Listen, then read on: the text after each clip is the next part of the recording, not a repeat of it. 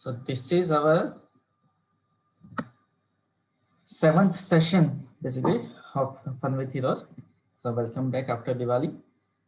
And this week we are going to cover stories. Uh,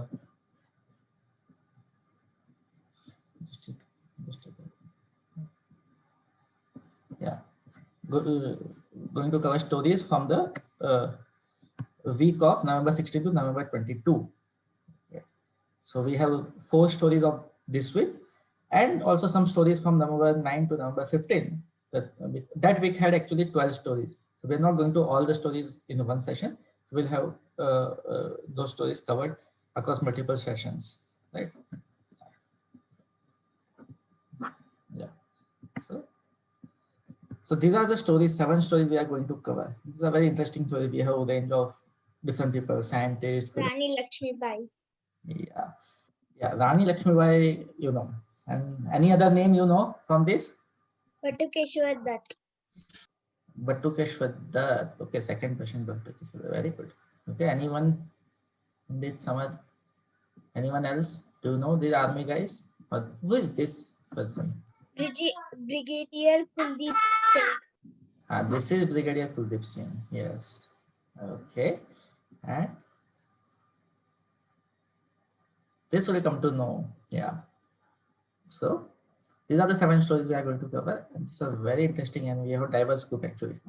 As I mentioned, there is an army or people from armed forces, there is a scientist, there are the freedom fighters.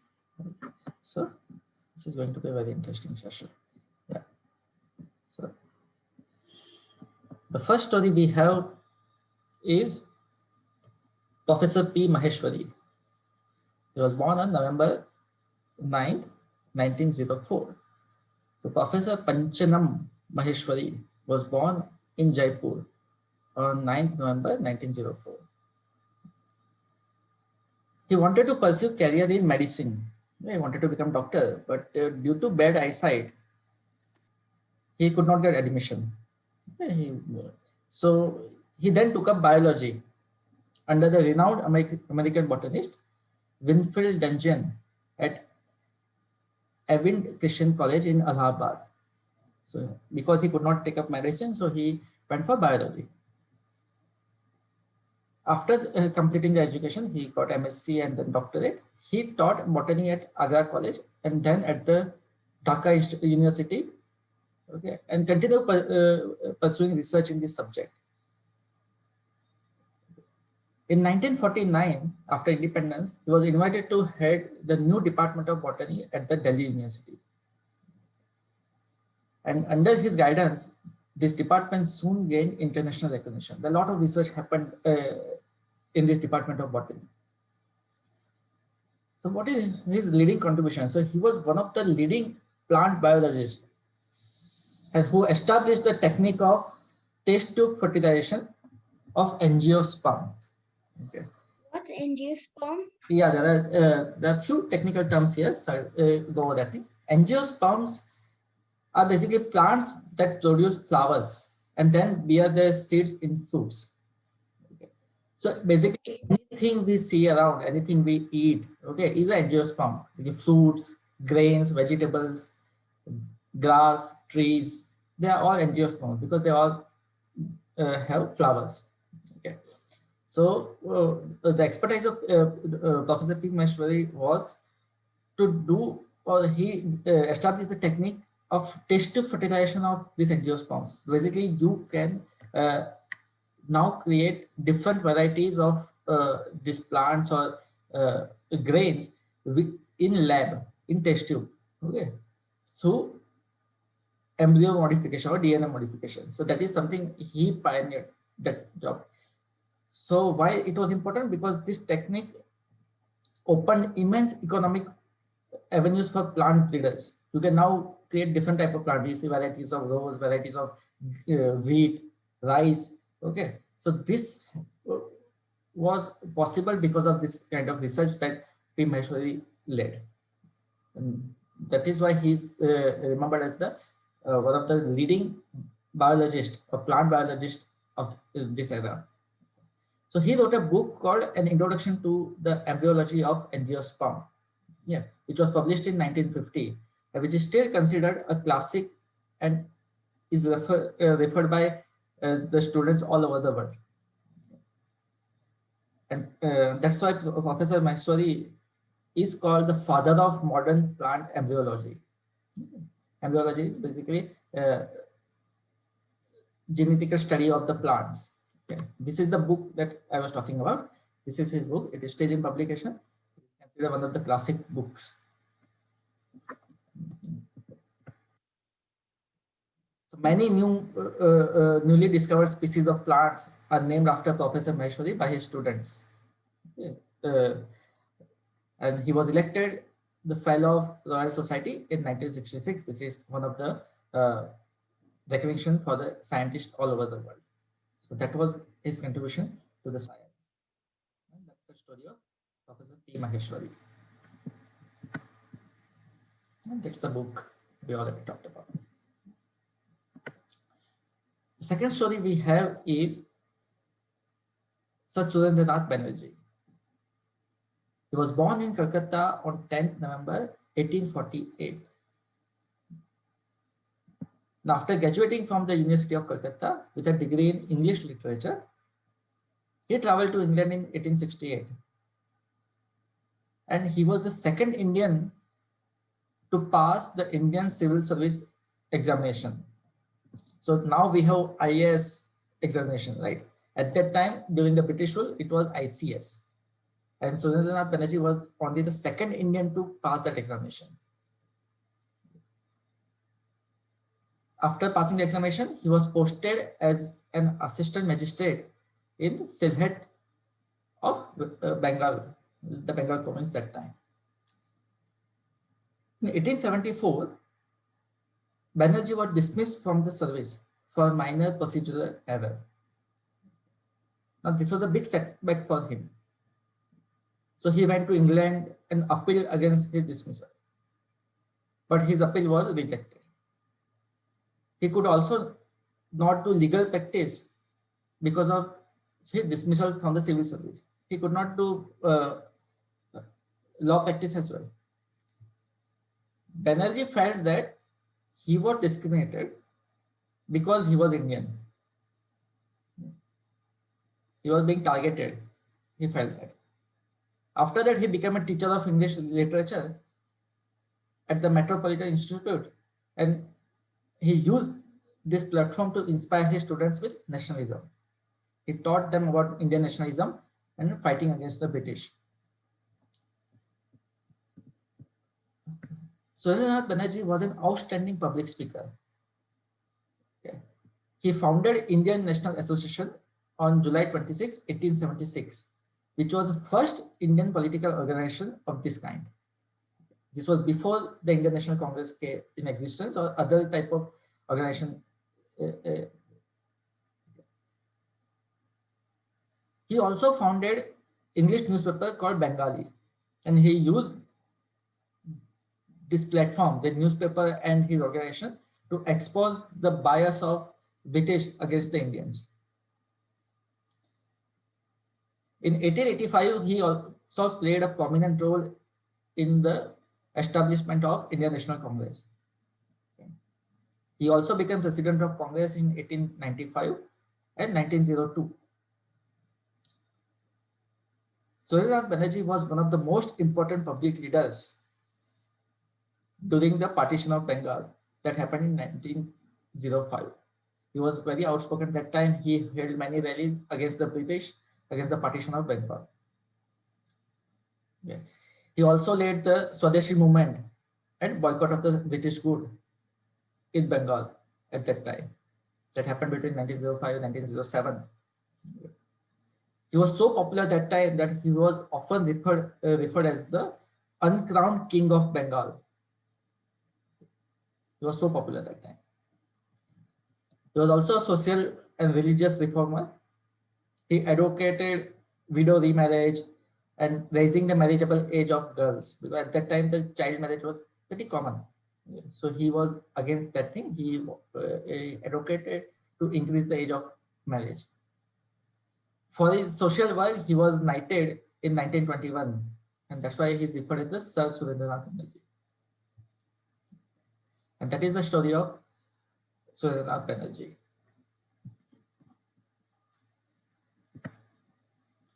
The third person we have is a Maulana Abul Kalam Azad. Now you know the name. Okay, you must have heard the name. Okay. Maulana Azad. Chandrasekhar Azad. Chandrasekhar Azad is different.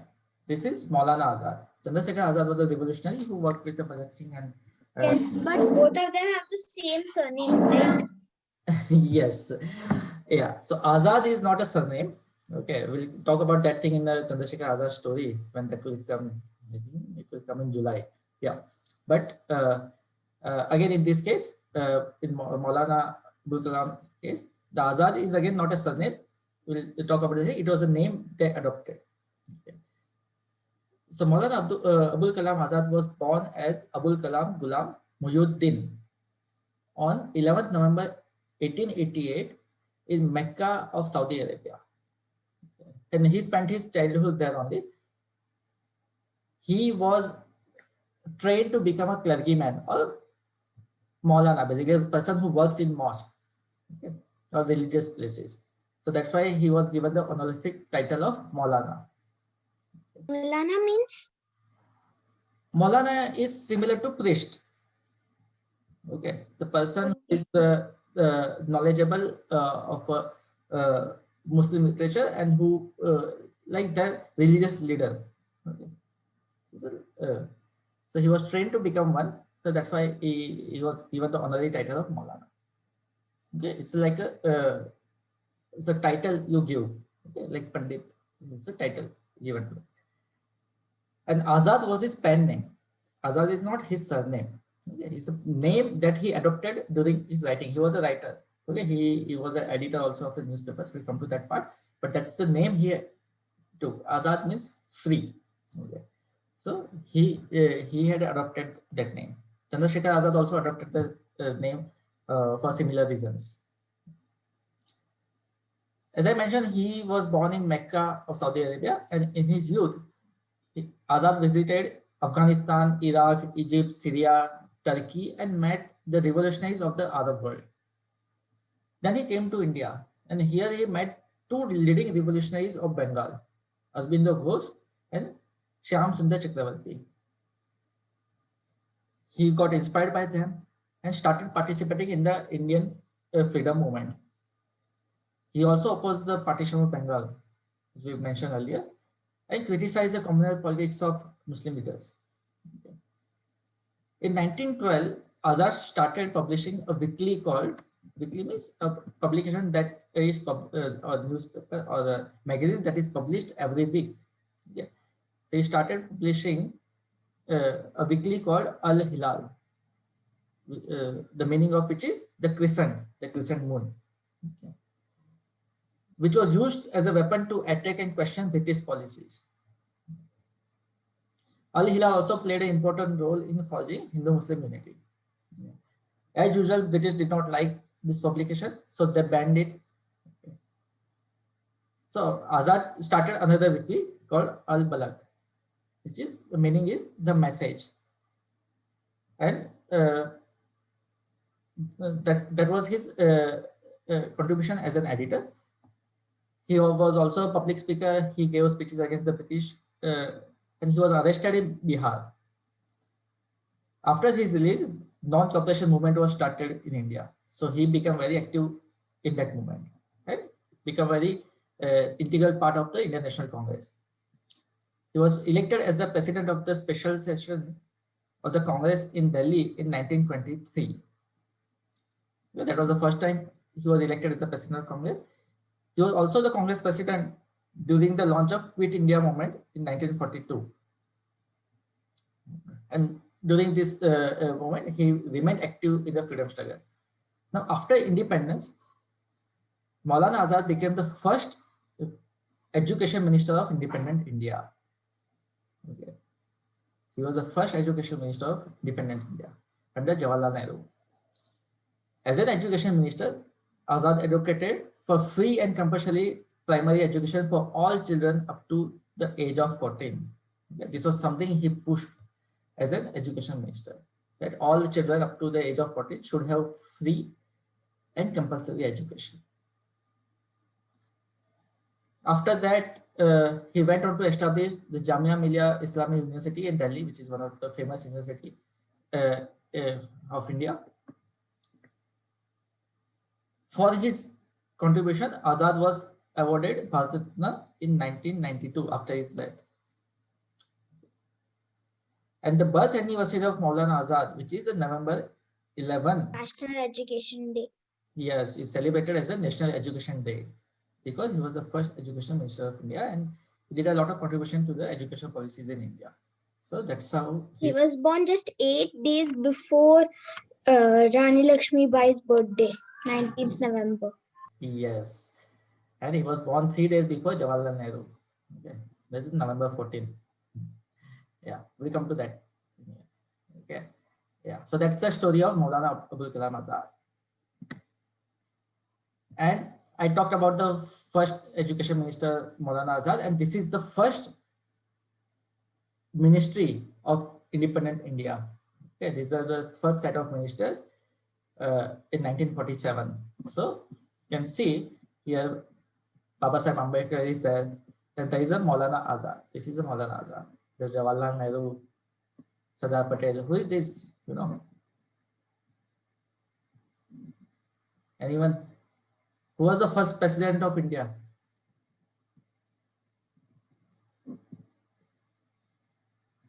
Anyone? Who was the first president of India? Yeah, so this is Dr. Rajendra Prasad, right? Yeah. This is the, Yes. yeah, that's the first ministry of India. Okay. The next story we have is a Batukeshwar Dutt. Okay, now we are starting with the stories of this week.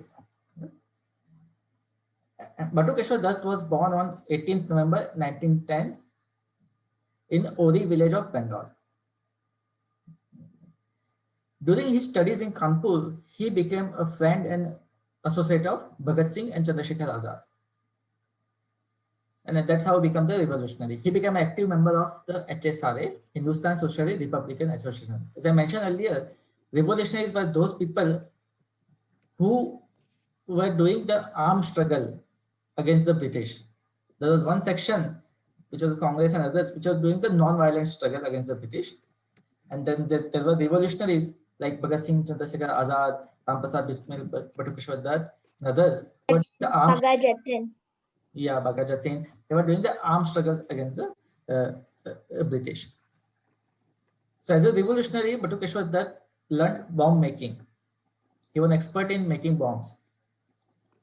On 8th April 1929, Bhagat Singh and Batukeshwar Dutt went to the Central Assembly Hall, okay, which was similar to the parliament that time in Delhi, and threw bombs there, okay, opposing the trade dispute bills and public safety bills. There were two controversial bills being passed by the British that time.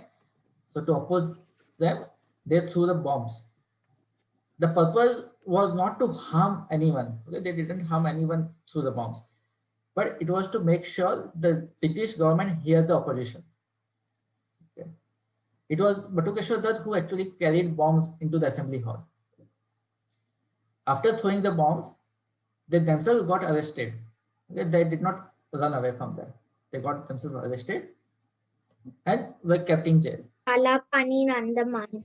Yeah, so earlier Batukeshwar Dutt and Bhagat Singh were together in the jail. Then Bhagat Singh was moved to Lahore jail, okay, for the Saunders trial. So when Bhagat Singh met him the last time in the jail, he took an autograph of Batukeshwar Dutt as a memory. He regarded Batukeshwar Dutt very highly. Okay. Now, Advocate Asif Ali defended Batukeshwar Dutt in the court, and in June 29, Dutt was sentenced to life imprisonment and was sent to Kalapani in Andaman. There's only water there. It's all around water. Yeah. Like Azkaban in Harry Potter. Right. So Andaman is actually a very beautiful place. The cellular jail is still there. Okay, actually I have visited that place. So it was called, But it's not a jail anymore. yeah, it's not a jail anymore because now, yeah, after independence, it was converted into a kind of a museum. Yes. But yeah, earlier British used as a very dreaded jail because it was so isolated from the main place. Okay. So and people will spend entire life there. Okay, for the 10 years, 20 years kind of thing. So it was called Kala Pani because the water around there is kind of a black color. But it's a very painful punishment. Okay, to be that far away from your because no one can come there to meet you, right? So that was the Kala Pani punishment that was given to Patukeshwar there. After his release from the jail, he participated in the Quit India movement. At that time, the Quit India movement was going on. And again, he was jailed for 4 years. After independence, unfortunately, his contribution was totally neglected. And he had to do petty jobs to earn income for his family. Okay. He became ill and ultimately died in a Delhi hospital. But as per his wish, he was cremated in Hussainiwala near India-Pakistan border, which is the same place where his friends Bhagat Singh, Sukhdev, and Rajguru were cremated earlier. Okay. So he wanted to be with them the last time. So he was taken there. So that is the story of Batukeshwar Dutt, who was like forgotten by the free India. The next story we have is Rani Lakshmi Bai. She was born as a Malikanika Tambe in Banaras of Uttar Pradesh on 19th November 1828. Murapan Tambe's daughter. Yes, it was Murapan Tambe's daughter.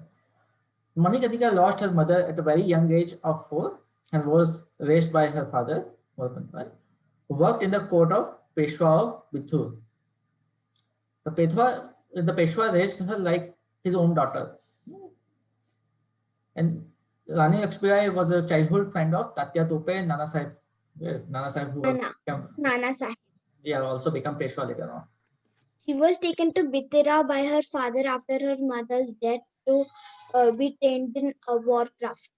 Yes. Yeah, you must have. We have I have this as a lesson in my English textbook. That's it. That's good. That's good. Yes. Yeah. Some of the details also included in that movie Manikarnika. Not everything, but yeah. So that was her childhood part. So she received formal education, but she was also trained in horse riding, fencing, shooting. Okay, which was very rare for a woman in those times. Okay, but she was trained in those things by the Peshwa. In 1842, Manikarnika married the Maharaja of Jhansi, Gangadhar Rao Newalkar. Okay. As per the custom that time, her name was changed, and it was changed to Lakshmi Bai in the honor of goddess Lakshmi on her wedding day. So from Manikarnika, she became Goddess Lakshmi? Yes. Who's that? Goddess Lakshmi. Okay. Goddess Lakshmi. Okay. Lakshmi Mata. Okay. So उनके honour में उनका नाम रखा गया Rani Lakshmi Bai. She became the Rani of Jhansi. Now she gave a birth to a boy, a son, but he died within 4 months. Yes. Maharaja and Rani adopted the son of their cousin, whom they named Damodar Rao. Maharaja. But Gangadhar Rao passed away the next day. Yes, not next day. Yeah, yeah. So Maharaja caught illness and died in 1853. Okay, so he did not survive long. Now Jhansi was indirectly controlled by British. Okay, British had basically while Jhansi Maharaja was still the king of Jhansi, British had a hold on that, and there was something called an agreement between the Maharaja and Jhansi, so that British will provide the external support, but Maharaja will have to be the under the British Raj. Now, after the death of Maharaja, citing the doctrine of lapse, British refused the adopted son Damodar Rao as the legal heir to the throne of Jhansi. And British wanted to annex Jhansi. Annex means they wanted to capture Jhansi now. Okay, they wanted to remove the king from there. Okay, they refused to recognize the son of Damodar Rao. Okay, and asked Rani Lakshmibai to leave the palace. Rani Lakshmibai appealed to the court in London, but it was rejected. Now, in 1858, when the revolt against British was going on, British forces under the Sir Hugh Ross demanded that Jhansi does a surrender. Okay. Now, Rani Lakshmibai refused that. She said that मैं अपनी झांसी नहीं दूंगी. Okay, she refused to give Jhansi to the British. So she prepared an army of men and women and joined the revolt of 1858 against the British. She fought valiantly with her infant son tied to her back. There is a legend around how she fought with the British while defending the Jhansi, and then okay, when everything was lost, she managed to escape from there. Okay. After 2 weeks of fighting, she lost Jhansi to the British, but managed to escape to Gwalior along with Tatya Tope and other rebellions. Okay. They continued fighting against the British, and then on 18 June 1858, she died in the battlefield fighting the British near when she jumped over a canal. Yeah, in the battle near the Fulbagh of Gwalior. There is still memorial there of Rani Lakshmibai there. The fight shown by Jhansi Ki Rani, okay, inspired many people, especially women. Okay, she became a symbol of resistance against the British rule, and her bravery was such that it was even inspired by the British. Okay, this Sir Hugh later on wrote a book in which he wrote very highly of Rani Lakshmibai. Okay, and that's the story of Jhansi Ki Rani. I dressed up as her on Republic Day. Yeah. The next story we have, okay, Nayak Jadunath Singh. I think we'll be able to finish all the story. So Nayak Jadunath Singh was born on 21st November 1916 in Khajuri village of Shahjahanpur district in Uttar Pradesh. He is also referred as the Yadunath Singh. He was well known in his village as a wrestling champion, okay, who would often beat the gundas, local gundas of the village. He was a staunch devotee of Gundas means local gundas, basically people who trouble others, right? Okay. So Jadunath Singh was a strongly built. He was a wrestling champion, so he would beat them. Yeah, he was known for that in his village. He was also a devotee of Hanuman and had vowed to remain bachelor for his life, like Lord Hanuman. So he never got married. He was enrolled in the Rajput regiment in 1941 and even took part in the World War II, okay, fighting alongside the British. Now, after independence, immediately there was a war with Pakistan in 1948 in Kashmir. Right? There was a place called Tain Dhar in Nowshera sector, which is an important post for Indian Army because it was on its way to the Srinagar airport. So preserving that post was very important. Okay. Naik Jadunath Singh was commanding a 10-man post at Tain Dhar. Okay. At the dawn of 6 February 1948, he saw multiple attacks by enemy in huge numbers. And these were only 10 people. Okay, and there were hundreds of enemy soldiers coming to attack them. With this small force, Jadunath Singh managed to thwart the first attack. Despite being outnumbered and injured, his forces continued guarding that post. Then came the second attack. This enemy even reached the wall of the post. You know how the army post looks like. There are like cemented walls. Okay, from behind they fire the guns and machine guns. Okay, so enemy even reached the wall of the post, but they also managed to thwart the second attack. By this second attack, Jadunath lost all his men. He was alone. Then third attack happened. He was alone and wounded. Still, he charged at the enemy and fought till he himself was shot down. Okay. Surprised by Who was the enemy? Pakistan army. This was a war with a Oh, right. Okay. So, but surprised by his daredevil and the courage shown by Jadunath Singh, the enemy didn't return them. Okay. The post was saved. Okay. It is said that Jadunath and his unit killed so many enemies that entire valley was filled with the enemy soldiers. Yeah. And for his outstanding bravery and ultimate sacrifice, Jadunath Singh was awarded the Paramveer Chakra, yeah, for this part. That is the story of Knight Jadunath Singh. The last story we have is a Kuldip Singh Chandpuri, whose birthday is today. Kuldip Singh Chandpuri was born on 22nd November 1940 in Montgomery, the Punjab province of British India. He cleared the NCC examination from Hoshiarpur and was commissioned into the 3rd Battalion of Punjab Regiment in 1963. He joined the army. Kuldip Singh's family had served in the Indian Army as officers. He was the 3rd generation from his family. So his father and his grandfather also served in the Indian Army as officers.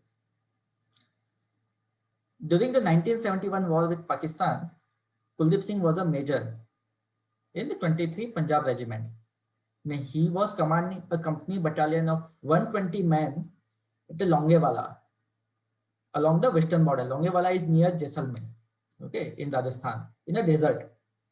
So he was a major of 120 man unit that time when the war was happening. On 4th December 1971, Pakistan Army launched a massive attack on Longewala, okay, with infantry and tanks. They came up in huge numbers with the Patton tanks, which was very famous tanks of Pakistan that time. Okay. Now this attack happened at night. At that time, Indian Air Force didn't have any aircraft with the night vision capabilities. So Indian Air Force could not provide any support during the night. Okay. So the unit of Kuldip Singh had to defend themselves. They could not expect any help from the Air Force. So they had to hold on to the enemy attack entire night. And they did it so well. Okay. Okay. So there were a lot of sacrifices done during that night, but they managed to hold on to the Longewala post. Finally, the air attack was launched in the morning and enemy was completely decimated. Major Chandpuri exhibited dynamic leadership, exceptional courage and determination, holding his command intact and steadfast. He inspired his men moving from bunker to bunker till the reinforcements arrived. Okay. He gave them courage. He himself fought valiantly. For his gallantry and leadership, Chandpuri was awarded Mahavir Chakra, which is second highest medal in India. in which year? In 1972, the second. Okay, these awards basically the army, the gallantry awards are awarded on the 26th January. Okay, every year. So the next year of the he was awarded this. After the war, he served in the United Nations Emergency Force, UNEF, in Gaza in Egypt. And he went on to serve in the Indian Army for many long years. And ultimately, he retired as a brigadier from the Indian Army. So the story of this Longewala and Brigadier Kuldip Singh Chandpuri is mentioned in the movie called Border. I'm not sure how many of you have seen this, but the movie came in 1996. The movie is based on the story of Kuldip Singh Chandpuri and the Battle of Longewala, which is very memorable battle of Indian Army. You can see here, these are the photos of that battle, the real photos. On the left-hand side, you can see these are the captured Pakistani tank, and the Indian soldiers are dancing on top of that. Okay, and this is a memorial which is still there, okay, which shows that. Okay. Okay. Okay, this is the captured Pakistani. Wow. Okay, which is there. So now we know all these people, right? Rani Lakshmibai, Yes. Keshwar Dutt, then Surendranath Banerjee, Yes. Singh, Maulana Azad, Hmm. P. Maheshwari. Maheshwari, Yeah, Kuldeep Singh Chandpuri. and Brigadier Kuldeep Singh. Singh Chandpuri. Yeah, so these are stories. So now fun quiz. Okay, before we end. So Battle of Tendar. Who was in the Battle of Tendar? Jadunath Singh. First. No, it's a Jadunath Singh, right? That was a 1948 battle, okay, in Kashmir, okay, Naushera sector. This is Jadunath Singh, third. Okay, now this is simple. Manikarnika, whose name was Manikarnika? Rani Lakshmi Bai. Rani Lakshmi. Very good, Rani Lakshmi Bai. perfect. Now National Education Day is celebrated in, Maulana Azad. Maulana Azad. right, Maulana Azad. Okay, yes. Who was involved in the Central Hall bombing along with Batukeshwar Dutt. Yes. Yeah. Batukeshwar. There are two people, right? Bhagat Singh and Batukeshwar Dutt. Yes. Perfect. And the test tube fertilization of angiosperms. Who developed this technique? Okay, there's a scientist. Which scientist? Vikram Sarabhai, D.N. Wadia, P. This was P. Maheshwari. P. Maheshwari. Right? Yes. We saw the story of P. Maheshwari, right? The angiosperm. The book. There is a book by P. Maheshwari angiosperm, right? We mentioned that. I have this book, Revolutionaries of India, that Amar Chitra Katha. Oh, okay. Good. It has Bhaga Jatin, Okay. then Bhagat Singh, and one more. Right, I know. Okay, now we are into last minute. So, who was the uncrowned king of Bengal? Who was called uncrowned? Surendranath Banerjee.